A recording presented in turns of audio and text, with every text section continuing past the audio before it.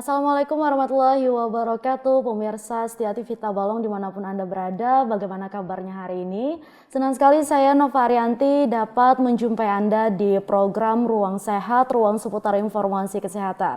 Nah pemirsa Ruang Sehat, kali ini kita akan membahas mengenai penggunaan dan penyimpanan obat. Seperti yang kita ketahui bahwa obat ini tentunya diharapkan dapat berguna sesuai manfaatnya. Tapi apabila obat tidak disimpan dan digunakan dengan baik, dapat menghilangkan fungsi dari obat tersebut. Nah, untuk mengetahui cara penyimpanan dan penggunaan obat yang benar, sekarang saya sudah bersama dengan narasumber kita yang telah hadir di studio. Ada Bapak Media Rahman, beliau selaku apoteker dari Puskesmas Hikun. Baik, apa kabar Pak Rahman? Alhamdulillah baik. Alhamdulillah ya, terima kasih sudah berkenan hadir di studio kami hari ini. Ya, langsung saja di Ruang Sehat kali ini kan kita membahas mengenai penggunaan dan penyimpanan obat. Namun terlebih dulu kita membahas nih mengenai penggunaan obat. Nah sebenarnya penggunaan obat yang baik dan benar itu gimana sih Pak?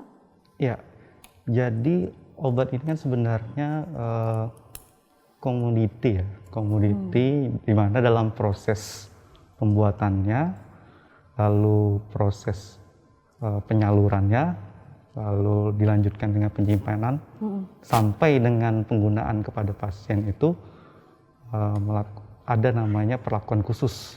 Oke. Ya, jadi perlakuan khusus ini sudah ada kriteria tersendiri. Jadi secara umum penggunaan obat yang baik dengan benar itu, yang pertama itu adalah ketika masyarakat atau pasien mau menggunakan obat itu, pertama itu yang perlu diperhatikan adalah aturan pakai. Jadi kemasan atau yang ada tertera di dalam obat tersebut, aturan pakai itu menjadi penting informasi. Nah, selanjutnya setelah membaca aturan pakai kan tentunya aturan pakai itu ada yang disebut dengan dosisnya berapa, lalu rentang waktunya berapa, dan juga lama pemberian. Tentu kalau dosis kan nanti bisa berapa tablet, berapa sendok dan sebagainya. Nah untuk satu sendok itu kan bisa, satu sendok obat itu bukan sendok makan di rumah, karena satu sendok obat itu ada yang 5 mili, ada juga 15 mili. Seperti itu. Jadi kalau di sendok rumah di rumah itu beda milinya, seperti itu.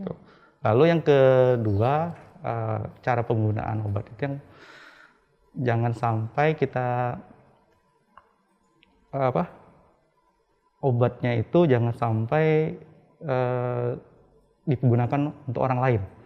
Jadi misalnya obat ini walaupun sama, tapi misalnya gejalanya sama, jangan sampai orang lain itu menggunakan, seperti itu secara garis besarnya.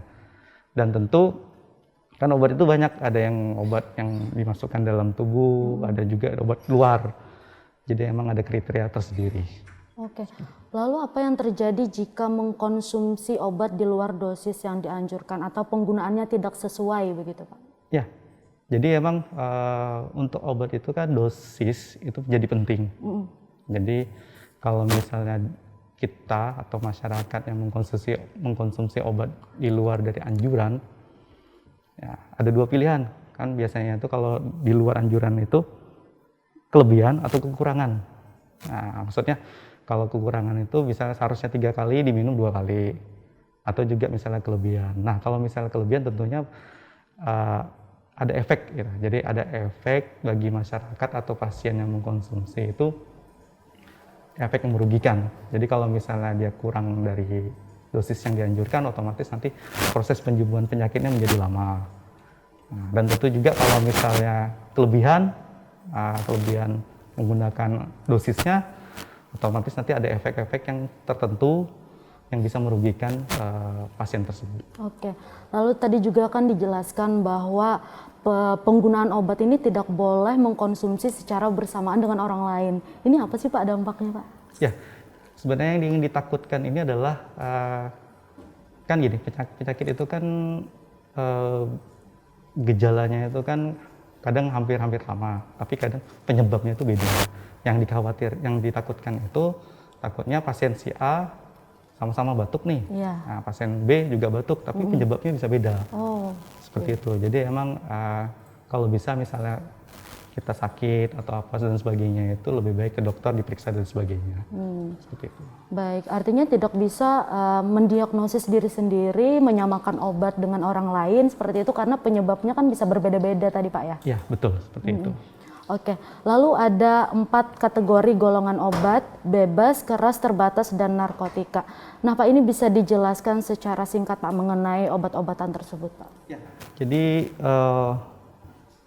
untuk kategori obat tersebut, nah, itu kan berdasarkan penggolongan obat. Nah, penggolongan obat ini kan tujuannya kan agar meningkatkan keamanan dan ketepatan penggunaan pada pasien atau masyarakat. Nah, jadi ada 4 kategori obat bebas. Jadi kalau obat bebas itu kan obat yang bisa masyarakat atau pasien beli tanpa resep dokter. Iya. Nah, jadi memang di obat itu nanti ada tandanya, penandaannya. Oh, ada kalau tandanya obatnya. ya. Kalau obat bebas itu nanti dia bentuknya lingkaran warna hijau, di mana tepinya tuh berwarna hitam. Nah, jadi biasanya untuk obat-obat kayak paracetamol, terus juga obat-obat bedak salisil untuk gatal. Nah, itu tandanya warna hijau, lingkaran warna hijau. Di kemasan luarnya Pak ya? Ya, di kemasan luarnya itu. Terus juga untuk obat bebas terbatas. Kalau obat bebas terbatas ini sebenarnya obat keras, tetapi obat ini penggunaannya emang ada perhatian khusus. Jadi kriteria penandaan obat bebas terbatas yang ada di kemasan itu sama lingkaran juga, tetapi berwarna biru. Terus ada sama tepi di luarnya itu tepi warna hitam gitu. Nah, pada obat bebas terbatas ini biasanya ada kayak semacam peringatan. Jadi ada penambahan label peringatan kotak warna hitam. Biasanya itu tertulis P nomor 1 sampai dengan 6. Itu macam-macam. Ada yang untuk P nomor 1, awas obat keras, bacalah aturan pemakaiannya. Nah, itu macam-macam. Biasanya obat-obat kayak ini nih biasanya untuk dimenhidrinat, itu obat-obat yang untuk antihistamin dan sebagainya. Terus juga obat salep yang anti jamur juga ada seperti itu. Lalu kalau obat keras ini obat yang emang harus pakai resep dokter. Nah, jadi nggak boleh sembarangan menggunakan obat ini. Jadi obat keras itu tandanya sama lingkaran juga, tetapi berwarna merah. Terus nanti ada huruf K. Nah, seperti itu. Biasanya ini obat-obat yang antibiotik, antihipertensi dan sebagainya. Lalu yang terakhir obat narkotika. Nah, kalau narkotika ini ada undang-undangnya sendiri, peraturannya juga ketat. Jadi harus digunakan secara terkontrol dengan baik oleh fasilitas kesehatan. Nah, tandanya itu sebenarnya bulat juga, terus ada palang merah, lingkaran, seperti itu. Baik, tapi sebenarnya Pak tidak bisa kita menutup kemungkinan bahwa banyak di luar sana juga yang menjual obat-obatan dengan logo yang seperti Bapak sebutkan tadi, termasuk yang obat jenis golongan keras begitu Pak ya. Masyarakat pun dengan mudah bisa mendapatkan obat-obatan tersebut. Lalu sebenarnya ini gimana sih Pak? Ada cara penanganan khususkah kepada masyarakat untuk terkait penggunaan obat tersebut? Ya, jadi untuk mengedukasi masyarakat tersebut, kita sebagai profesi yang baik di tenaga kesehatan itu kita lebih aktif ya, lebih aktif mengedukasi. Jadi sebenarnya pemerintah pusat dalam hal ini Kementerian Kesehatan sudah mempunyai program namanya itu Gema Cermat. Jadi Gema Cermat itu gerakan masyarakat cerdas menggunakan obat. Nah, tentunya kita tidak bisa menapik kalau memang banyak di luar sana itu masyarakat juga kadang membeli obat yang kategori K tanpa membeli obat resep itu.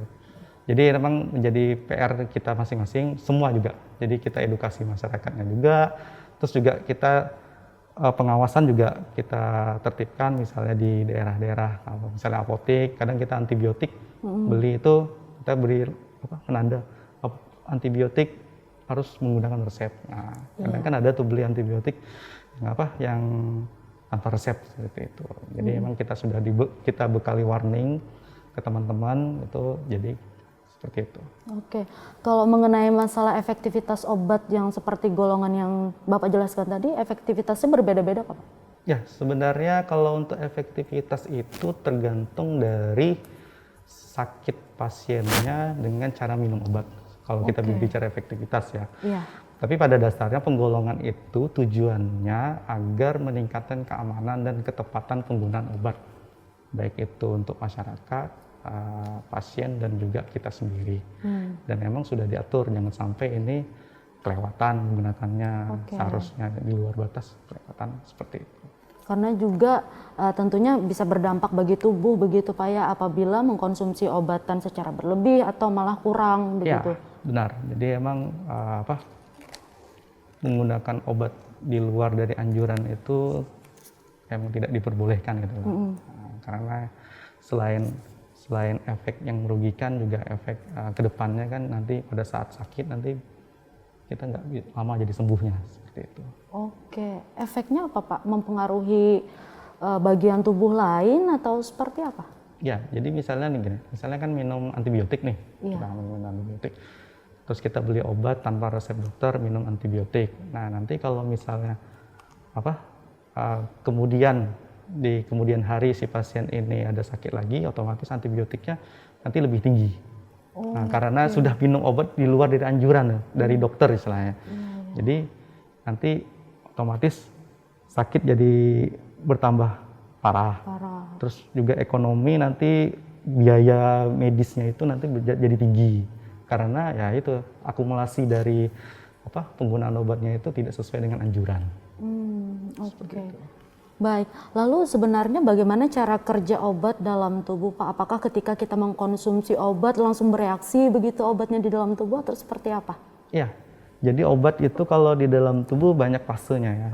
Jadi kan kalau pemberian obat itu kan ada yang melalui menelan, ada juga yang disuntikkan, terus ada juga yang dioleskan dan sebagainya. Pada prinsipnya ketika obat itu kita telan, nanti itu ada prosesnya, ada proses pemecahan obat itu. Nanti pemecahannya itu akan menjadi kecil seperti itu. Nah, nanti masuk dalam fase penyerapan. Nah, dalam fase penyerapan ini nanti obat itu akan diserap baik itu lambung atau usus ya. Jadi diserap, setelah diserap nanti masuk ke aliran darah. Nah, dalam aliran darah nanti ada proses yang namanya penyebaran. Nah, proses penyebaran inilah nanti yang molekul yang pemecahan yang kecil tadi itu akan menuju ke jaringan masing-masing. Nah, disitulah nanti ada proses yang namanya yang nyeri sakit nanti bisa jadi sembuh dan sebagainya. Dalam proses penyebaran ini nanti lanjut lagi dalam fase yang namanya pengolahan. Tapi kalau bahasanya itu metabolisme ya.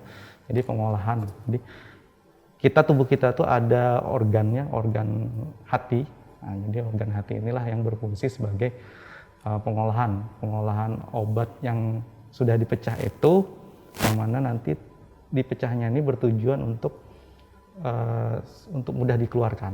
Nanti dalam proses pengeluarannya masuk dalam ada organ yang namanya ginjal, nanti lewat urin, terus juga nanti lewat feses dan sebagainya. Nah, pada saat penyebaran tadi tersebut, obat itu nanti akan menemukan targetnya.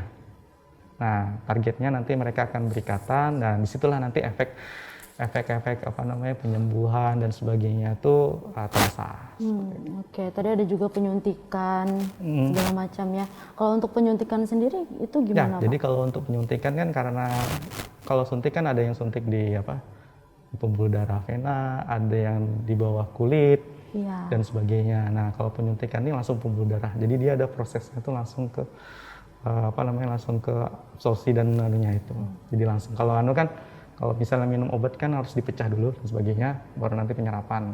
Kalau itu dia langsung diserap lewat aliran darah, lalu nanti menyebar dan sebagainya. Oke, berarti bisa dikatakan bahwa penyuntikan ini prosesnya lebih cepat, Pak? Iya, benar. Jadi memang untuk penyuntikan ini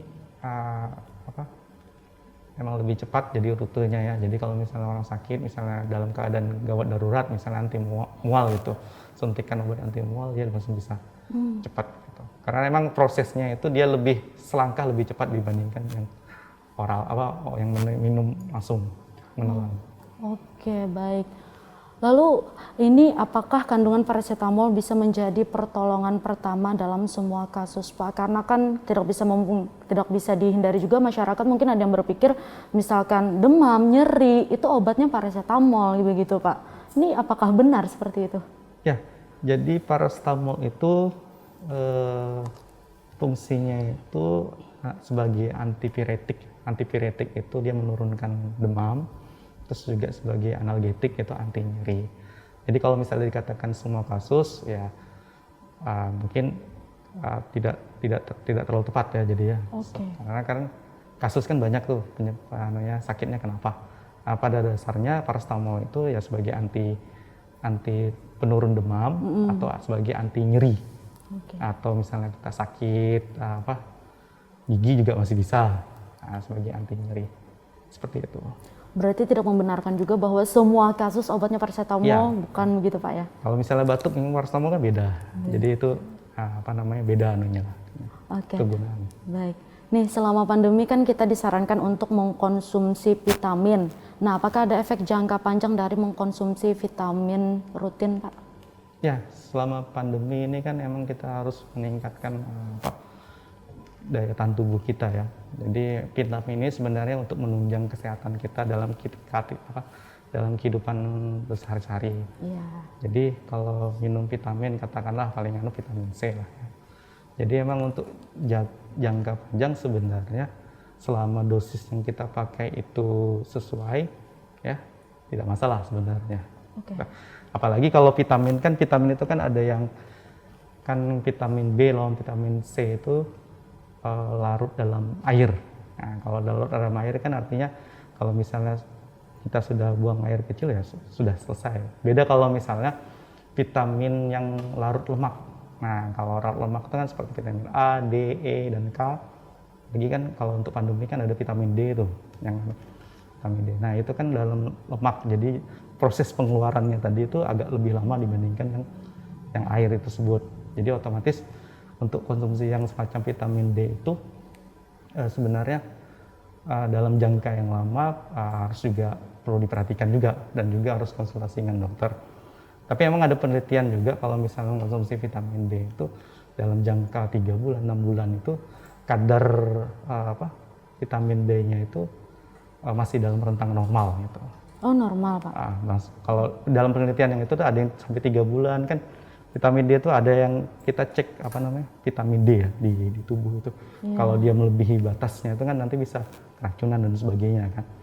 Tapi tetap kita harus sesuai dengan dosis yang dianjurkan oleh dokter kalau konsumsi suplemen vitamin tersebut. Oke, karena juga menyesuaikan kebutuhan tubuh, Pak ya, masing-masing orang.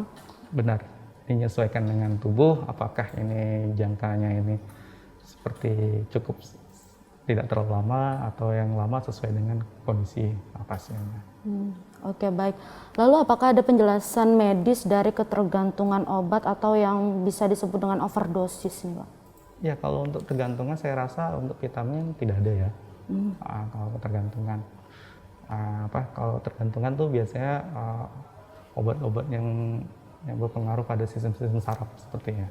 Kalau ketergantungan. Tapi kalau untuk vitamin itu tidak ada ketergantungan dan sebagainya. Karena tadi saya bilang kalau vitamin B, C itu kan larut dalam air, jadi pengeluarannya itu lebih cepat, jadi tidak numpuk di dalam tubuh seperti itu. Itu juga kalau overdosis juga selama dosis yang digunakan itu sesuai dengan anjuran ya tidak masalah.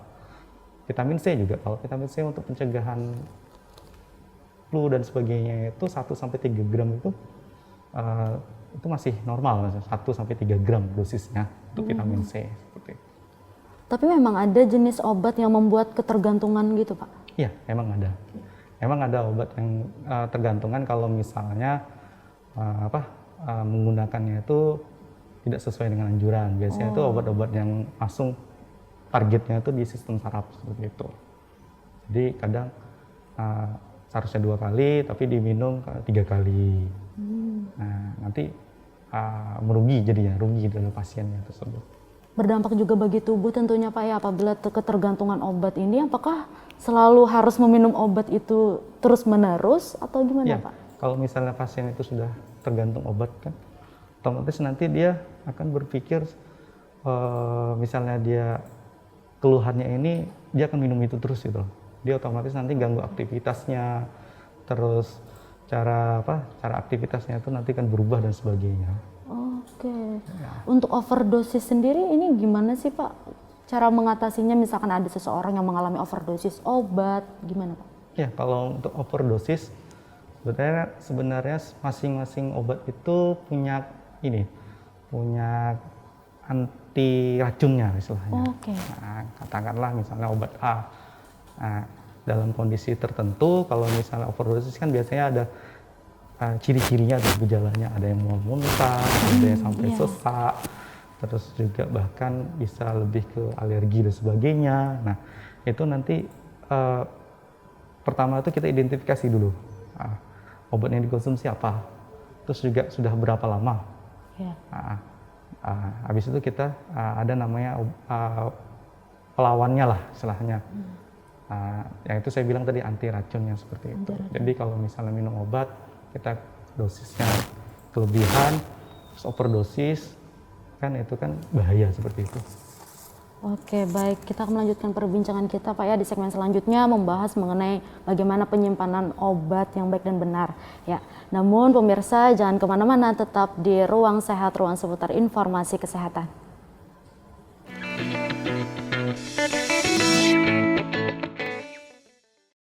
Ya pemirsa, terima kasih Anda masih di program Ruang Sehat, ruang seputar informasi kesehatan. Melanjutkan perbincangan kita dengan Bapak Media Rahman selaku apoteker di Puskesmas Hikun.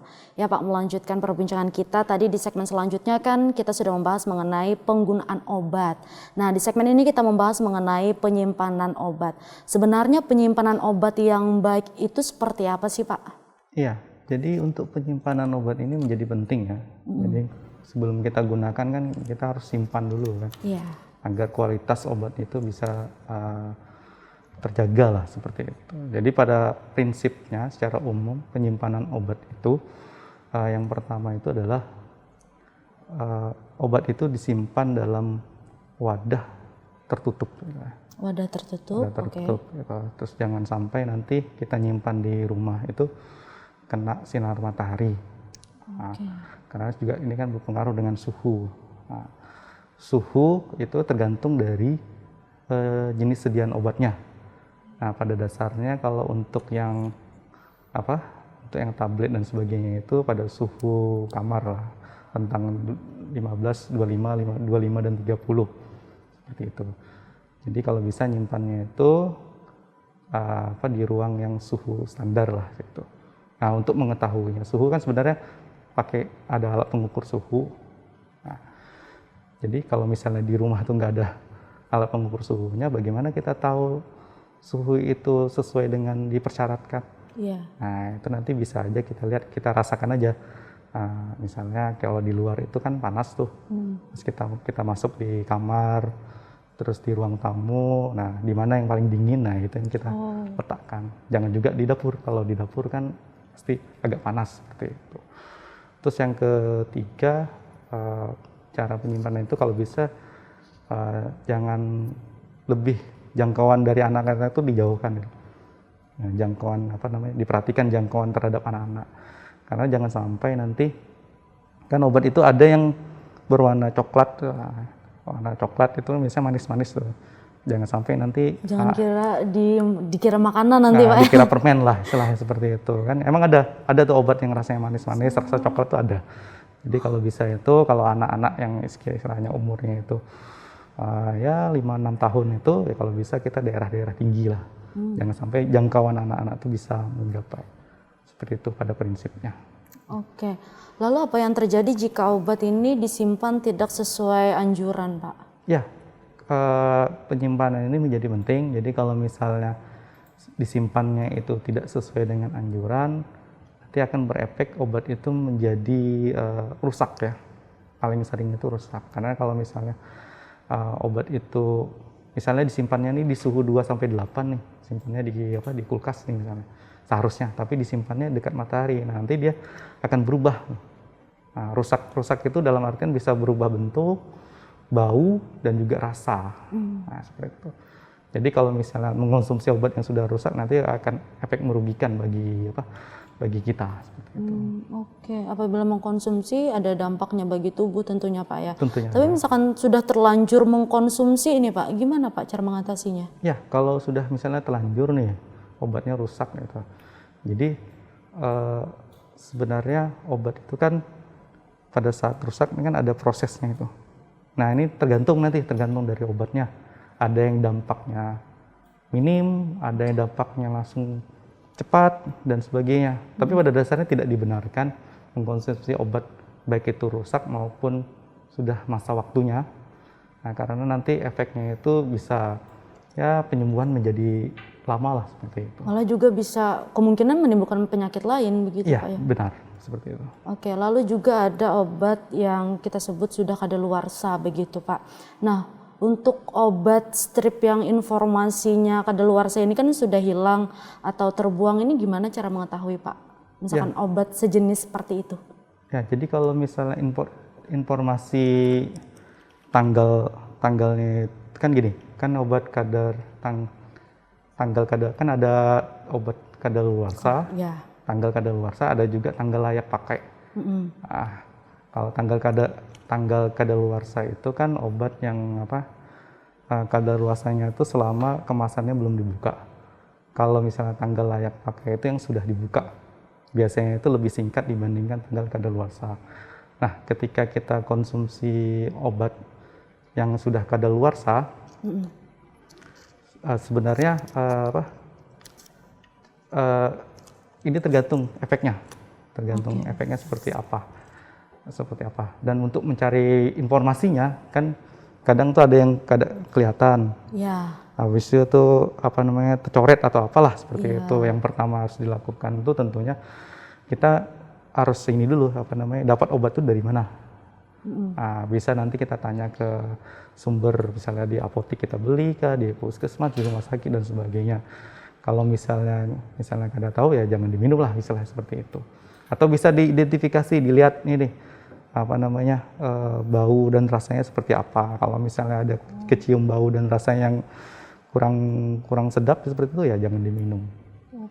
Seperti itu. Cuman kan kebanyakan memang obat ini agak bau-bau yang gak enak begitu Pak, gimana Pak?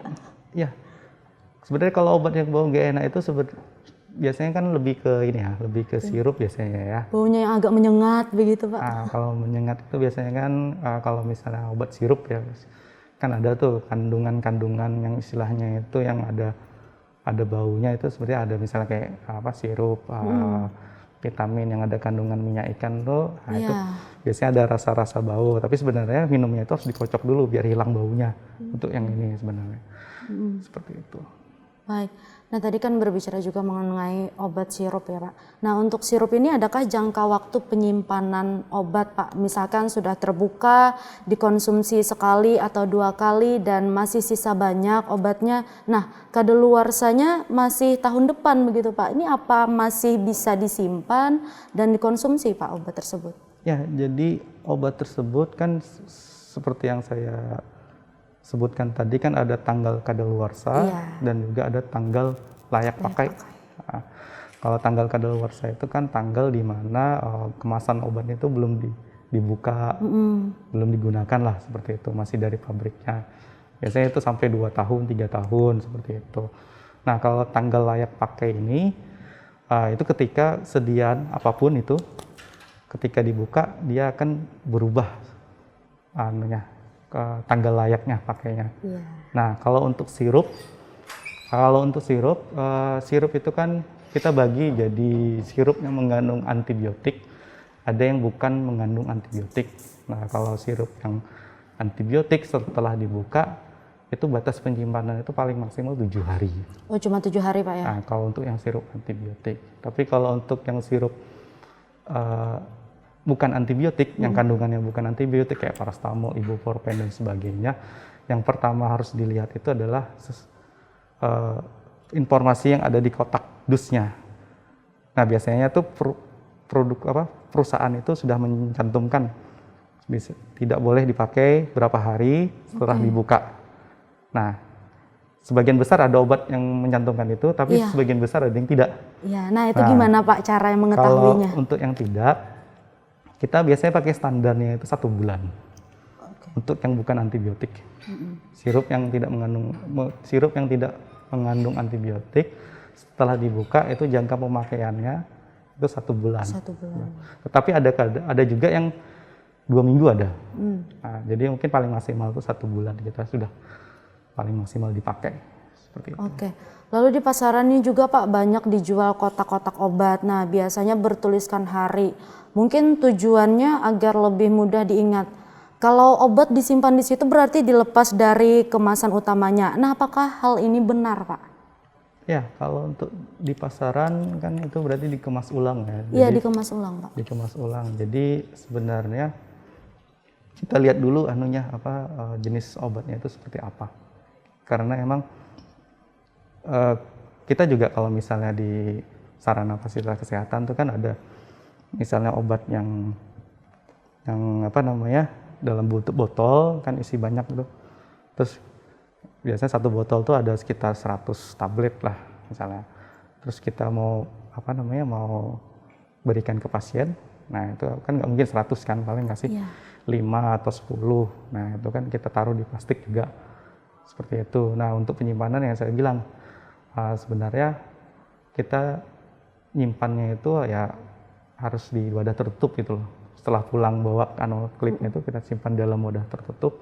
Dan tentu juga dapatnya itu harus sesuai dengan sarana gitu. Kalau misalnya dapatnya itu di istilahnya bukan toko obat berizin dan sebagainya, itu ya tidak dibenarkan sebenarnya seperti itu. Oke, berarti misalkan dapat obat-obatan yang dikemas ulang menggunakan plastik kecil, itu obatnya tetap disimpan di situ atau ditaruh di wadah lain? Gimana, Pak? Ya, jadi kan ditaruh di plastik tuh. Iya. Nah, baru nanti kita simpan di wadah tertutup tadi seperti itu. Kalau misalnya kita dapat obatnya tuh dari sumber fasilitas kesehatan. Tapi kalau misalnya di luar dari sumber fasilitas kan itu jadi pertanyaan kan, apakah ini benar cara nyimpannya, terus juga cara belinya di mana kan kita tidak tahu. Bisa jadi itu kan bisa obatnya palsu atau misalnya obatnya bisa jadi rusak, kita tidak tahu seperti itu. Oke, nah kita tadi kan sudah membahas mengenai penggunaan dan penyimpanan obat. Lalu mungkin ada nggak sih Pak cara untuk membuang obat yang baik dan benar itu seperti apa Pak, sehingga tidak merugikan lingkungan sekitar begitu? Iya, jadi emang cara pembuangan obat di rumah tangga ini kan sudah ada sudah ditetapkan ya standar-standarnya seperti itu. Memang kita dari hasil riset kesehatan itu masyarakat itu hampir 80% itu nyimpan obat. Nah, otomatis kan kalau nyimpan obat itu kalau misalnya obatnya nggak dikonsumsi kan nanti itu mau nggak dipakai itu kan dibuang gitu. Jangan sampai nanti membuangnya itu salah seperti itu yang mengganggu lingkungan. Jadi prinsipnya seperti ini. Prinsip umum cara membuang obat yang pertama itu kalau misalnya sudah rusak nih ya obatnya, yang pertama itu kemasannya itu kita pisah. Jadi kemasan informasi yang ada di sediaan obat itu kita pisah. Kita pisah, habis kita pisah baru nanti untuk yang kemasannya baik itu strip ataupun kita gunting-gunting. Yang kemasan dulu, yang kemasannya kita gunting-gunting, terus informasinya tidak terbaca lagi baru kita dibuang tempat sampah seperti biasa untuk kemasannya.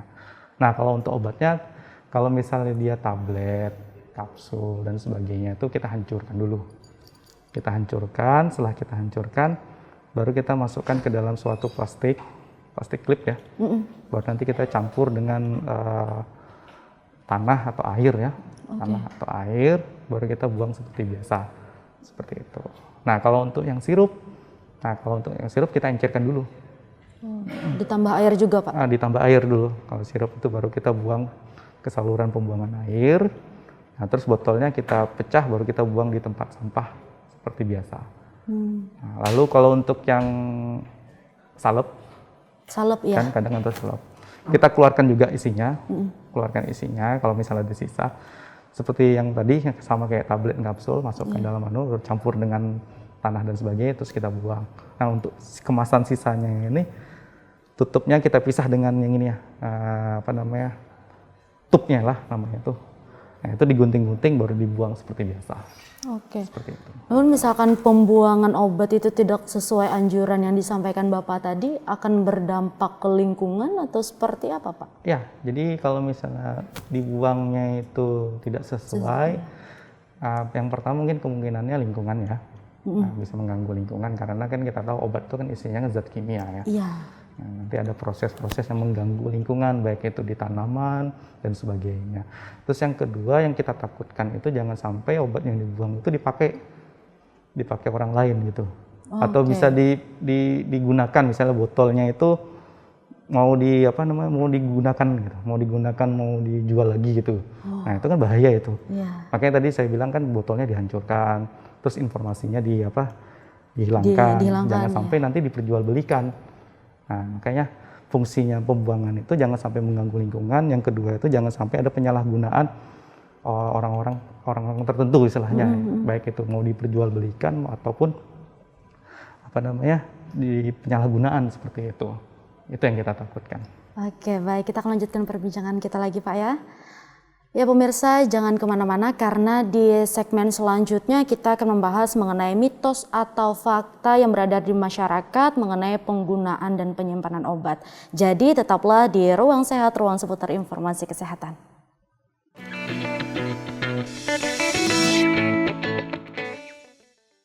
Ya pemirsa, terima kasih Anda masih di Ruang Sehat, ruang seputar informasi kesehatan. Di segmen terakhir ini kita membahas mengenai mitos atau fakta yang beredar di masyarakat mengenai penggunaan dan penyimpanan obat. Tentunya masih bersama dengan narasumber kita ada Bapak Media Rahman, beliau selaku apoteker dari Puskesmas Hikun. Baik, siapa ya? Oke, mitos atau fakta yang pertama. Minum susu atau air kelapa bersamaan dengan obat dapat membuat kegunaan obat hilang. Ini gimana Pak? Ya, kalau ini fakta ya. Oke. Jadi kalau misalnya susu dan air kelapa itu pada saat minum dengan obat, kan ada interaksinya. Oke. Terkadang ada obat yang susu, misalnya kita interaksi obat dengan antibiotik lah, itu nanti akan membuat kegunaan obat itu jadi hilang seperti itu. Atau misalnya air kelapa. Kalau misalnya air kelapa, misalnya ada obat-obat tertentu yang misalnya kita kayak obat hipertensi, jantung dan sebagainya, karena air kelapa ini kan mengandung kalium ya. Jadi itu bisa malah membuat pasien itu jadi ada efek ruginya. Oke, lalu gimana dengan buah-buahan Pak? Ini apakah membuat kegunaan obat hilang juga? Ya. Jadi sebenarnya tergantung dari obatnya ya. Ada juga obat-obat yang kalau misalnya dikonsumsi dengan pisang atau misalnya buah-buahan itu ada efek yang merugikan seperti itu. Oke.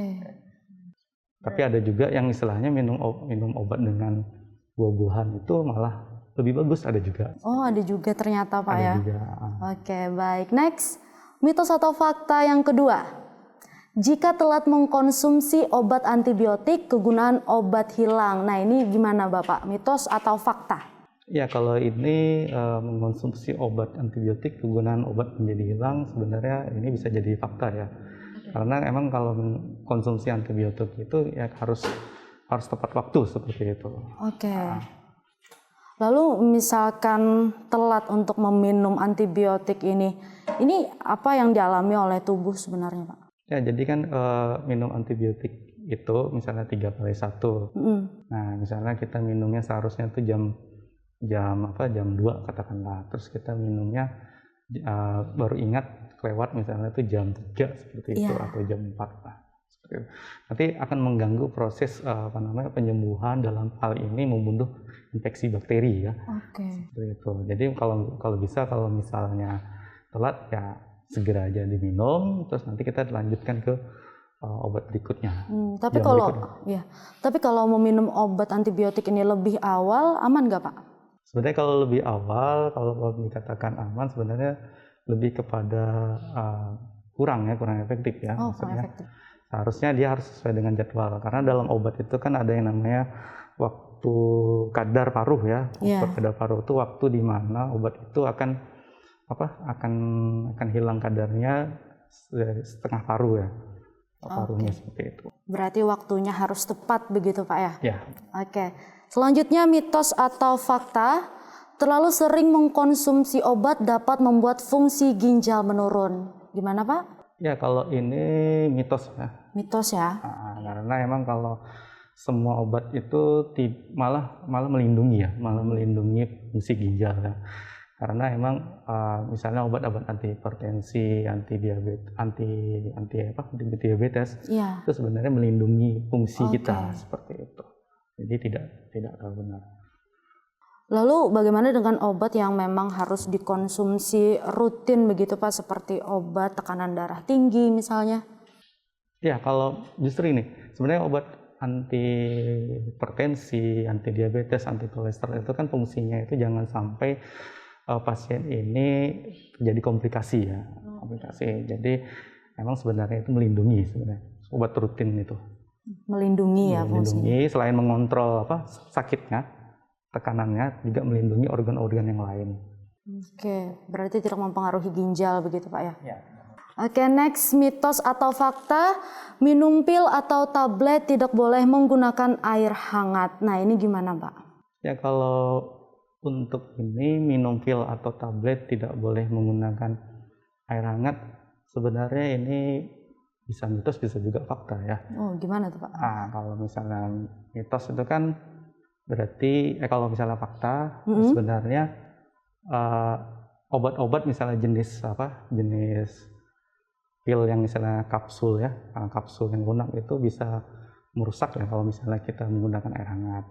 Tapi juga kalau misalnya mitos juga minum pil ini sebenarnya tidak boleh menggunakan air juga sebenarnya. Seperti itu. Atau ketika mengkonsumsi obat lebih baik meminum air biasa. Dengan suhu yang biasa. Yang biasa begitu Pak. Oke, baik. Next, mitos atau fakta. Menyimpan obat di kulkas atau freezer dapat menjaga efektivitas obat. Ya, kalau untuk ini bisa juga dikatakan mitos juga fakta, tergantung dari obatnya ya. Sebenarnya kalau misal menyimpan obatnya itu emang suhu di kulkas, itu emang diperuntukkan lah. Karena obat-obat misalnya seperti penggunaan obat-obat suppositoria itu obat yang dimasukkan dalam lubang kotoran, atau juga misalnya gula, itu sebenarnya simpannya itu di kulkas. Tetapi juga bisa jadi misalnya obat yang seharusnya simpan di suhu kamar itu ya tidak boleh juga disimpan di suhu kulkas seperti itu. Jadi tergantung obatnya. Tergantung obatnya, tempat penyimpanan juga tergantung obatnya Pak ya, gitu. Oke, selanjutnya mitos atau fakta, obat generik lambat dalam proses penyembuhan. Nah ini gimana Bapak? Kalau ini mitos ya. Mitos, oke. Obat generik sebenarnya gini, obat generik itu kan obat generik kalau di kita itu ada dua ya, obat generik yang berlogo, ada juga obat generik bermerek. Kalau obat generik berlogo itu dia nama obatnya itu sesuai dengan zat kandungan. Kalau bermerek itu dia sesuai dengan perusahaannya seperti itu. Sebenarnya obat generik ini sama dengan obat-obat yang istilahnya bermerek ataupun kata buat paten ya, kata seperti itu. Prosesnya itu ya sebenarnya sama aja gitu, tidak terlalu lambat dan sebagainya. Oke, baik. Nah, pemirsa itu tadi ya pembahasan kita mengenai mitos atau fakta seputar penggunaan dan penyimpanan obat. Mungkin Pak Rahman bisa menyampaikan kepada masyarakat, mungkin ada tips nih mengenai obat apa yang paling aman berada pada kotak pertolongan pertama di rumah. Silakan Pak. Iya, untuk obat yang ada di kotak pertolongan pertama tentunya obat-obat ini ya, obat-obat yang bebas ya, kategori obat-obat bebas. Tentu yang aman kita simpan itu adalah obat yang seperti jenis paracetamol, terus juga ibuprofen sebagai penurun panas lah, penurun panas atau anti nyeri. Terus kita juga bisa menyimpan di kotak pertolongan pertama itu jenis obat yang anti diare ya. Anti diare itu juga penting kita masukkan dalam kotak pertolongan. Terus yang jenis ketiga bisa juga obat-obat yang untuk MAH. Nah, itu bisa. Biasanya kan itu obat bebas juga kan, obat antasid dan sebagainya. Terus jangan lupa juga obat-obat pribadi, itu juga penting. Misalnya obat-obat pribadi itu dalam arti obat yang memang rutin dikonsumsi, seperti itu ya. Baik itu obat yang dari dokter dan sebagainya. Oke, baik. Terima kasih Bapak atas informasinya hari ini yang disampaikan. Semoga harapannya masyarakat juga bisa lebih aware lagi ya terhadap penggunaan obat-obatan ini. Karena kan seperti yang Bapak sampaikan tadi bahwa apabila menggunakan obat tidak sesuai dengan resep tentu akan berdampak bagi tubuh sendiri, begitu Pak ya? Ya, benar. Oke, baik. Ya pemirsa, sekian Ruang Sehat episode kali ini. Saya Nova Arianti mewakili kru yang bertugas pamit undur diri. Wassalamualaikum warahmatullahi wabarakatuh.